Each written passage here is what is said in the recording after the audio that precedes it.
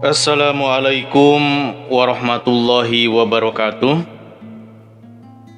Para wargi mitra kaum dangu sadayana, alhamdulillah dina dangat ayeuna urang sadayana tiasa patepang dangu deui dina acara carita Tatar Sunda. Sakumaha biasa carita Tatar Sunda ieu didugikeun ku channel anu dipikam meumeut ku urang sadayana. Ka para wargi mitra kaum dangu sadayana anu mikalandep kana dongeng Sunda, mangga tiasa di subscribe we dina channel anu parantos disayogikeun. Dina danget ayeuna urang sami-sami neraskeun dongeng Sunda anu katunda dina judul dongeng Sareupna di Pajajaran. Dinten ayeuna ieu dongeng majeng kana seri anu ka-48 nya. Sakumaha anu katunda dina seri anu sateu acana hanca urang teh dugika nyarioskeun Ginggi teh anu nyanak si Seta teh nya. Saatosna Seta tadi ditandasa ku Suji Angkara teh. Tah kumaha lajengna ieu carita mangga urang sami-sami bandungan ku sadayana. Mudah-mudahan sakali deui ieu dongeng janten landong pang beberah kana manah kanggo urang sadayana. Mangga wilujeng ngadangukeun Sareupna di Pajajaran dina seri anu ka-48.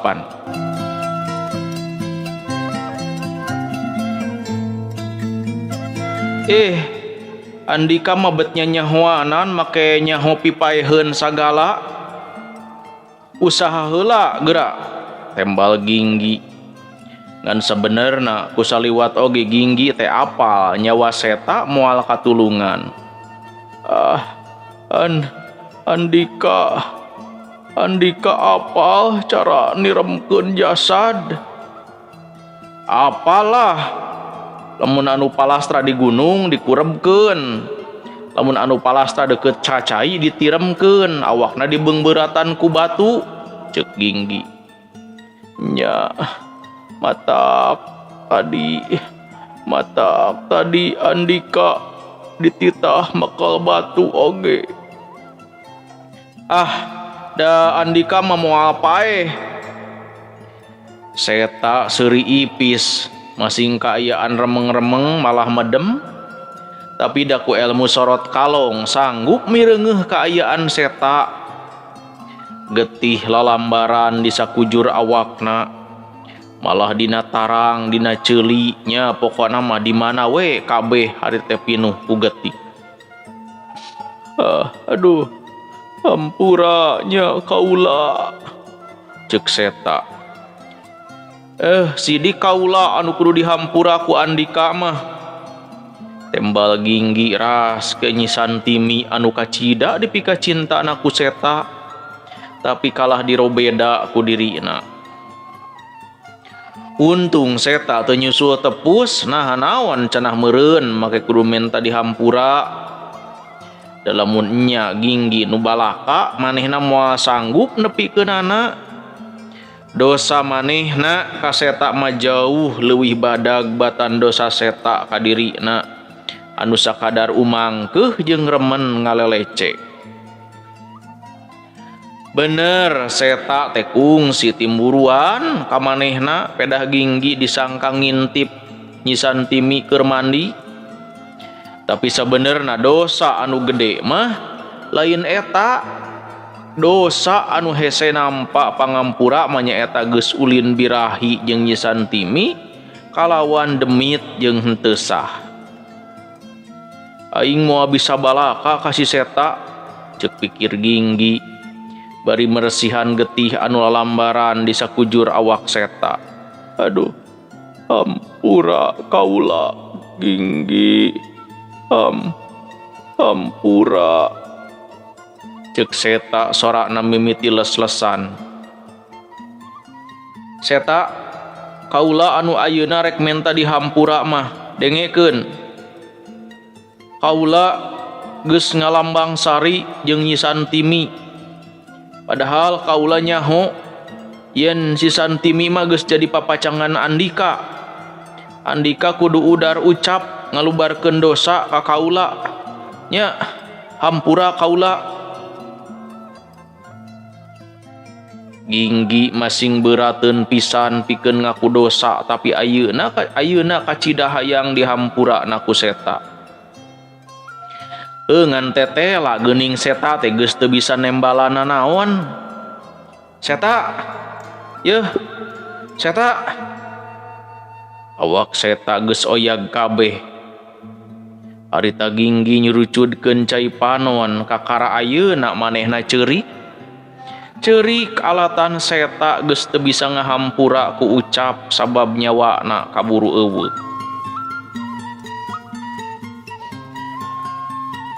Ginggi ngahuleng salila-lila didinya diuk di hareupeun jasad seta. Lain baraya lain sobat malah panti bareto seta ukur ijid jeung ijid we ka manehna. Bisa jadi dina napas panungtungan seta ngarasa kaduhung, ngarasa geus boga dosa ka Ginggi. Padahal dosa panggede namanya aing ka manehna, ceuk hate Ginggi. Harita wayah geus deukeut ka janari, Ginggi mula saralayon seta. Awak seta dibakutet ku akar-akaran, sukuna digagandulan ku batu segede hulu munding. Geus kitu jasad seta diangkut ka sisi leuwi, brus dibalangkeun ka leuwi. Ieu mah tradisi zaman baheula, tepikeun ka zaman Pajajaran samemeh urang Sunda ngagem Islam, nyampurnakeun jasad anu mawa teh ku sababaraha cara. Munu jauh ka cai dikurebkeun. Munu jauh ka cai dikurebkeun di ruang dina taneuh. Nyebutna ngurebkeun, munu deukeut ka cai disebutna ditiremkeun, diteuleumkeun ka dasar cai. Katelahna ditiremkeun tea nu matak di Pajajaran harita loba lembur katelahna panireman. Digaluh katelahna dilarung, nyaeta lamun jasad nu maot dipiceun dina ngangkleung di cai. Boh kawalungan, boh ka laut, di wilayah Galuh loba walungan badag, aya Citanduy, aya Cijulang, aya Ciwulan, aya Ciseel. Istilah asejena nyaeta ditirebkeun, kitu sababna tug dugi ka Kiwari di wewengkon Ciamis tepi kaki duana ka Pangandaran ka Cijulang loba kampung anu katelahna panereban sabab tadina teh paragi nerebkeun. Itu cenah sejarahna teh. Ayeuna Ginggi nyampurnakeun jasad seta ku jalan ditiremkeun sina teuleum tepi ka dasar cai. Bareng jeung tilemna jasad seta ka dasar cai, kacipta aya jirim Nyi Santimi.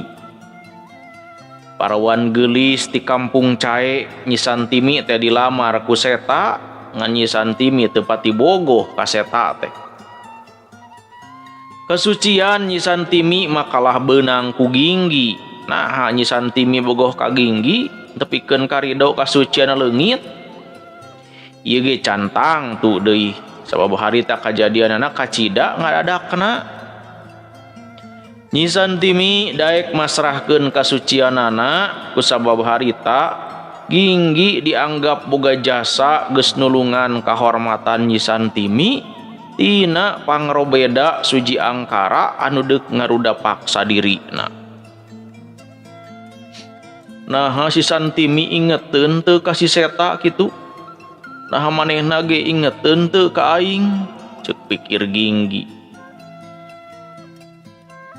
Leupas tina polah seta jenatna anu teu weleh ijid ka dirina. Tapi sabenerna mah seta teh jalma satia. Seta ukur mika cinta ka Nyi Santimi. Salila ngalalana tepi kadayeuh pakuan seta teu kaganggu ka awewe sejen. Ginggi inget sawaktu di Kandagalan teh sagara herang rombongan seba dijamu ku Sunda Sembawa. Timimiti dijamu ku rupa-rupa kadaharan ngeunah kapanan. disuguhan kutuak anu pangmahalna tepikeun ka dibere hiburan ronggeng garulis. Seta mah teu hayang otel jeung ronggeng, teu nginum tuak-tuak acan. Seta satia kanyisan timi nu matak manehna ulah ilu hayang digawe babakti ka Suji Angkara oge. Tujuanna nama hayang diangkat harakatna anu saterusna bakal dipake ngabayuan nyisan timi.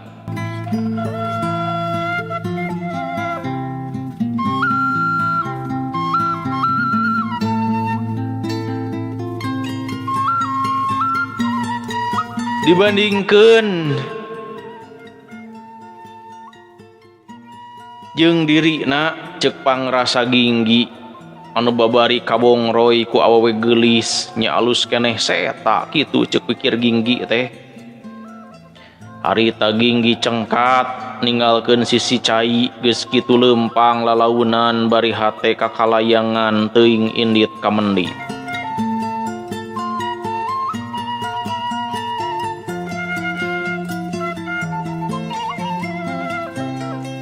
Ginggi make deui baju anu basa di pakarangan imah Suji Angkara mangahaja dilaan tur dipake beubeur. Ginggi rek balik ka mana nya kapuri Ki Bagus eta. Kumaha oge pan manehna mah bubujang di Ki Bagus eta. Ngan bae basa tereh tepi pasarandog jeung rombongan anu marakel obor malah sawareh mamarakel pakarang seukeut. Rombongan prajurit teh keur ngurelingan benden keur ngiringkeun dua jalma anu tarumpak kuda. Si horeng Suji Angkara jeung Ki Bagus eta. Rombongan eureun basa mireungeuh Ginggi keur leumpang lalaunan. Budak bodoh, ari sia ka mana bae? Jeung naon wayah kieu kukulunuan di luar? Ceuk Ki Bagus eta hade teh nyentak. Ginggi dodongkoan semu ngaleper. Kapanan jisim kaula teh dipiwara ngintunkeun lalayang teh Gusti? Sia eta mah tadi wayah sareupna. Ayeuna geus deukeut ka Janari sia kakara pucung hul. Ginggi nerangkeun yen ti sore keneh kapuri Yogas Citra loba semah. Itu balik jol nu anyar cenah kitu jeung kitu. Aduh dugi ka jisim kaula teh lami ngantosan nu gaduh bumi rineh, tembal Ginggi. Bebeja teu sia yen sia teh diutus ku aing, hah? Aduh rumaos teu kabujeng wawartos Gusti. Dasar jelema belegu, omong Ki Bagus eta.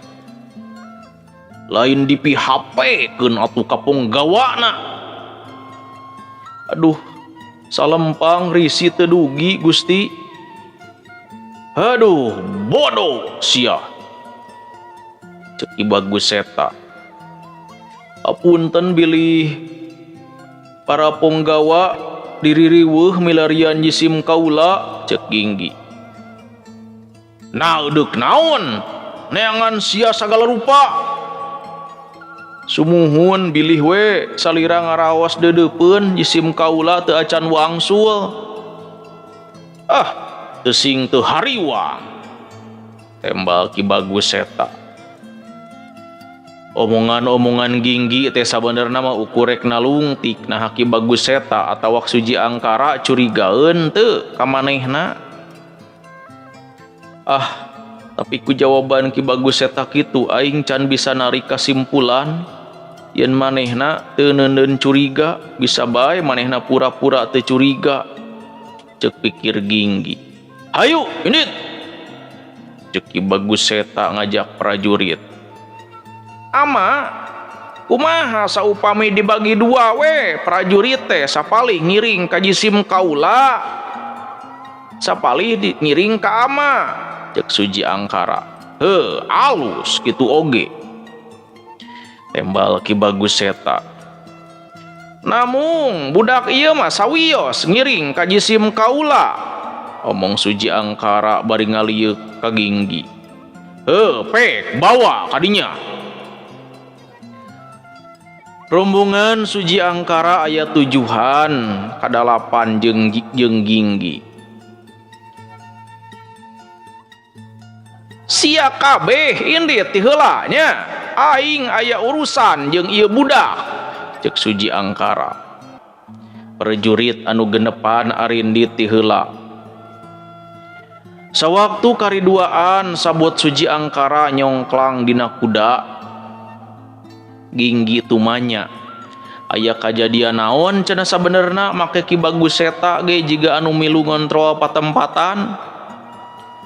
Suji Angkara henteu nembalan ku ucap tapi nyepak tonggong Ginggi bari angger diuk dina kuda. Aduh, aya naon Raden? Cek Ginggi pura-pura pepelengkingan alatan tonggongna disepak. Dasar sia setan alas, cek Suji Angkara nyegag. Aduh sumuhun, pedah naon Raden? Cek Ginggi bari taki-taki bisi Suji Angkara rek kaleuliwihi dina nganiaya. Eta teh kusabab Suji Angkara kolu turun tina kudana. Suji Angkara ngerewes baju Ginggi palebah harigu bari digugunyeng. Sakareretan Ginggi mireungeuh tarang Suji Angkara ngajendoal benjoal. Ginggi seuri dina hatena ngan pasti benjoal da dua kali atuh. Cilakaana ge kahiji dicetol ku Ginggi, kadua kalina katinggang pangpung dahan kai. Geus leuwih ti sabulan aing ngadaguan laporan ti sia deuleu. Tapi kunaon lebeng eueuh beja eueuh carita. Di deuleu-deuleu teh sia mah kalah genah we molor jeung nyatu di ditu, omong Suji Angkara. Ginggi hatena longsong sabab Suji Angkara tetela lain edeuk cacarita soal kejadian tadi. Aduh, hapunten Raden, jisim kaula henteu hilap kana tugas. Saban dinten oge teu weleh naliti kaayaan di tempat pangcalikan Rama Salira, tembal Ginggi. Tapi kunaon sia eueuh laporan ka aing? Aduh, kapan saur Salira saupami aya hal-hal penting kedah dilaporkeun. Bener sia. Sumuhun da salami sasasi ieu teu aya kajantenan penting anu kedah dilaporkeun, tembal Ginggi. Goblok sia. Piraku eueuh pisan laporkeuneun deuleu. Lain sia teh resep larsub ka tempat narima semah pikeun nganterkeun lebokeun. Ginggi pura-pura keur nginget-nginget. Aya hiji Gusti. Soal naon? Perkawis ucing? Ucing. Sumuhun harita teh aya ucing karatak keretek di para Gusti Bagus Seta anu nuju Gunem Catur sareng Gusti Soka langsung ngagurudag keluar disangkina aya bangsat. Goblok sia. Cing atuh nu kitu mah montong jadi laporan deuleu.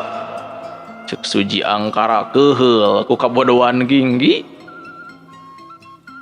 Ngan ieu laporan teh teu bohong-bohong teuing sabab harita pan basa Ginggi keur nangkod dina wuwungan nyaeta dina raraga ngintip nu ngobrol.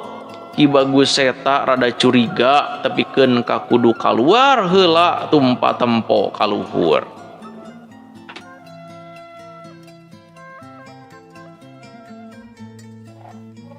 Para wargi mitra kaum dangu sadayana, urang rehat heula sakedapnya. Lujeng wayak ieu ka sadayana ya, anu masih keneh mararanco dina channel Dongeng Mang Aa, channel engalnya. Aduh, hapunten ya. Ya wagelan ya ka sadayana anu mikalandep kana dongeng Sunda. Jeleran panginten pindah rohangan ya Dongeng Mang Aa teh nya. anu neme manco manggalah tiasa di subscribe channel anu lamina masih keneh tiasa di naon dikupingkeun nya dilalajoanan dina channel anu sateu acana dilajengkeun ti bagian 48 dina kamar atau pirohangan anu enggal ya. Apunten kasadayana nya mangga sada kali deui anu teu acan subscribe tiasa di subscribe wae dina ieu rohangan gitu kasadayana. Aturan wilujeng wayah kieu ka Pak Ali Alun Muhadarabang sadayana Ibu Lela Sukaisih oge anu teras manco dina channel dongeng. Lajeng ka TNG ya di Pandeglang aturan wilujeng ngadangukeun. Lajeng ka Pak Zaki Mubarok di Jakarta nya. Pak Permana Hadi Wijaya oge wilujeng ngadangukeun. Mudah-mudahan sarehat sadayana Pak Nana Samsudin di Buah Batu. Teh Yom Puspa lajeng Teh Rita Ersih di Cilengkrang, ge Pak Ayep Karsim aturan ujung ngadangukeun. Teh Entin Kartini di Buah Batu aturan ujung ngadangukeun oge ka Bapak Uwan Sumarna di Kampung Sukamana Barat Cikampek Karawangnya aturan ujung ngadangukeun. Lajeng ka Rayina ya ka Pak Endang Awaludin di Sukamana Barat oge sami. Ka Pak Kanu ya Pak Nurdin aturan. Dusanesna rupina teh acan ngaralih ya. Masih keneh melariannya. Mudah-mudahan we sadayana sarehat aya dina ginanjar ka wilujengan. Sakali deui mangga ka anu mikalandep kana dongeng Sunda ti bagian antara piseri ka 48 ieu mah panginten majeng kapayuna mangga ngadongeng dina rohangan anu benten kitu nya. Supados teu nyangkolong ting kana waktos mangga urang sami-sami teraskeun deui ieu dongengna.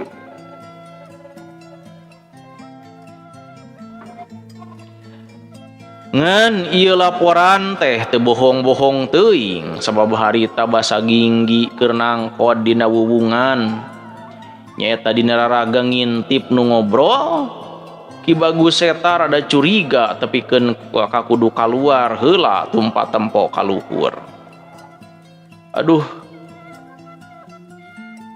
kedah sabar Raden caca kapantar ucing bae Gusti Bagus eta dugikeun ka curiga satakar kebek atuh angot ka jalmi mah ceuk ginggi tepikeun ka Suji Angkara ngahuleng sajongjongan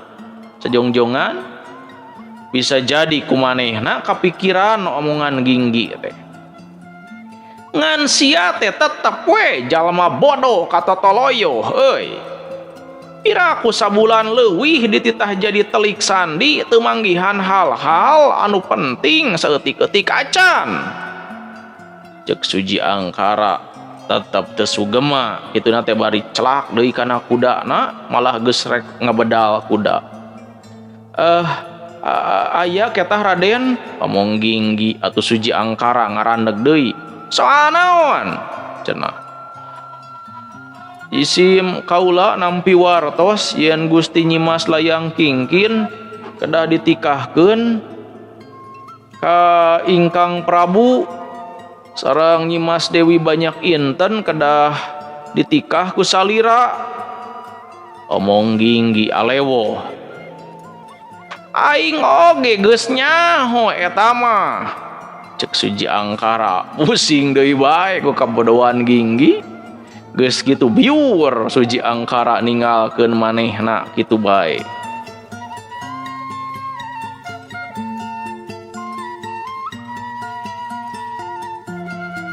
Saditinggalkeunana ku Suji Angkara ginggi niat balik ka Puri Bagus eta. Bari keheul jeung sedih jeung keheul ku sabab jalma opatan urang kampung Cai teh nyaeta Ki Ogel, Ki Banen, Seta jeung Madi ayeuna geus taya di kieuna ku balukar kajahatan Suji Angkara. Manehna sedih henteu bisa mulasara jasad nu opatan kalawan samistina. Ginggi anjog ka gerbang Puri Bagus eta bari teu susah sanajan harita prajurit ting jaga-jaga. Marehna ukur tumanya Ginggi tos ti mana wayah kieu. nya dijawab sajujurna yen manehna anyar mulang sabada ngalaksanakeun tugas ngirim surat ka Puri Yogas Citra. Ginggi teu hayang tumanya naha arek kamarana Ki Bagus Seta jeung Suji Angkara wayah kieu ninggalkeun Puri. Manehna ukur ngaduga-duga yen arinditna teh paling rek neangan ulon-ulon anu geus meruhkeun para prajurit jeung Suji Angkara ku sageprakan tea. Palebah dinya mah Ginggi rada bungah sabab mana kitu oge ari dumuk di Puri Bagus Seta acan manggihan Rusiah anu aya di diri manehna. Ngan isukna bae Ginggi ngarasa heran sabab kejadian peuting tadi tetelah teu jadi warta anu ngagenyleungkeun. Sakur jalma anu aya di Puri Bagus Seta saurang oge eueuh anu cacarita soal kejadian peuting tadi. Nah memang loba anu teu nyahoeun atawa dicarek betus Ginggi henteu apal. Ngan bae dina wanci tengah poe Ginggi mireungeuh Suji Angkara digero ku Ki Bagus Seta. Ginggi hayang pisan ngabandungan naon anu rek diobrolkeun ku maranehna. Kitu sababna manehna hideng nananggeui baki nu dieusi cai dina lumur. Lumur teh cangkir nu dijieun tina ruas awi. Di patengahan Suji Angkara sila mendeko nyang hareupan Ki Bagus Seta anu diukna dina kursi ukir. Roman beungeut duanana kabireungeuh bangun aruk-arusut pinuh ku karungsing.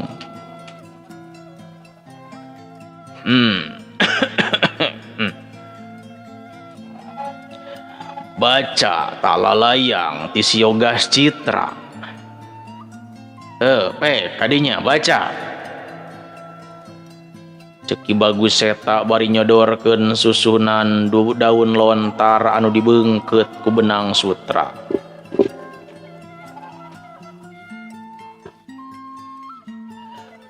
Suji Angkara maca eta surat. Ari beres maca katembong kulit beungeutna ngadadak geuneuk. Aduh kurang ajar. Ari kieu mah pokna bari huntuna katingali kekerot.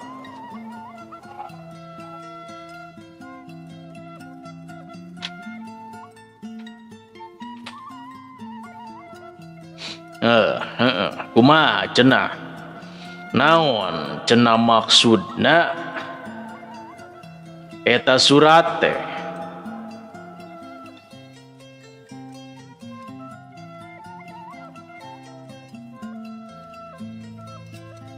Ki Bagus Seta hade teh bari diuk yang hareupan Suji Angkara. Ama keur abdi oge can pati apal naon ieu maksudna?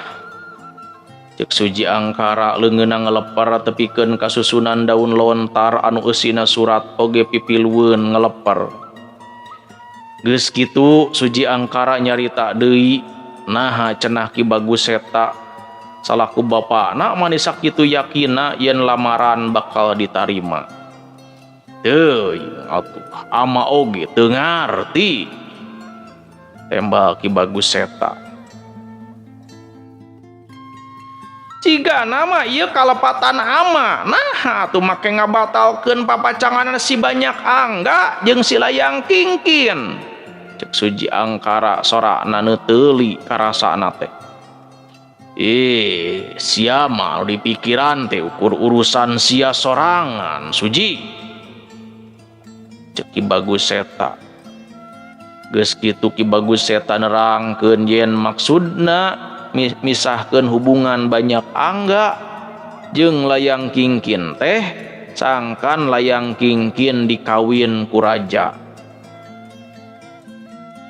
Lamun si Kingkin jadi permaisuri raja, kadudukan urang bakal milu ngajaul ama bakal beuki laluasa ngadalikeun raja. Ama ngasongkeun si Kingkin ka raja oge sangkan raja ngaleupaskeun si Inten lamun si banyak inten geus dipikeun ku raja, apaan sia bisa mulungna bari teu bangga omong Ki Bagus eta. Tapi Suji Angkara kalah ngahru. Ngan ari soa si Yoga Citra lo nolak lamaran mah eta lain masalah. Tur ama teu kungsi ngaduga kitu. Cek Ki Bagus eta deui bari rumenghap. Si Yoga Citra teh euleuh. Waktosna para wargi mitra kaum dangu sadayana parantosep. Cak urang tunda heula ieu dongeng sareupna di Pajajaran dina seri anu ka-48 dina dinten ayeuna. Masih keneh hancaeun nya kanggo urang sadaya dina seri-seri anu saterasna. Rupina sakitu nu tiasa kapihatur dina dinten ayeuna. Hapunten anu kasuhun wilujeng kantun. Wassalamualaikum warahmatullahi wabarakatuh.